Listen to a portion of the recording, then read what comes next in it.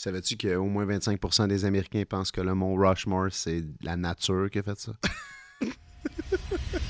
Phil, je sais pas si t'as vu passer ça dans l'actualité, un nouveau billet, une coupure de 250$ américains. Ah ouais? Puis la beauté là-dedans, devine qui serait sur le billet, son visage dessus. Ben, Donald Trump, lui-même. Il veut se mettre sa propre face dessus. Ben, absolument. Tabarnak!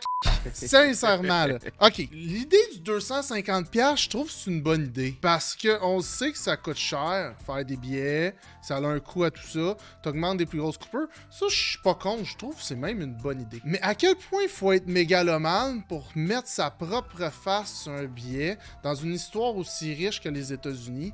T'es censé honorer tes grands, là. Mais lui, là, il s'honore tout seul. Il se considère déjà un Non, gars. mais quand t'es obligé de t'honorer toi-même, là, c'est parce que t'as pas réalisé assez de choses pour que tout le monde veuille t'honorer. Sincèrement, là, l'histoire des États-Unis est tellement riche. Il y a tellement de personnes qui ont amené quelque chose de positif aux États-Unis. Abolition de l'esclavage, droit des femmes qui est en train d'un petit peu se scraper, mais qu'il y a du monde qui a du travail qui a fait ça.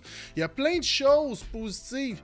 Puis tu veux mettre ta propre face comme si t'étais le roi de la planète sur des billets que toi-même tu as inventés. C'est tyrannique quasiment, là. C'est mégalomane à un autre niveau. N'importe quel grand dictateur voudrait sa face sur la plus grosse coupure de son pays. Tu sais, c'est quoi la prochaine fois? Il va vouloir se rajouter sur le mont Rushmore, là?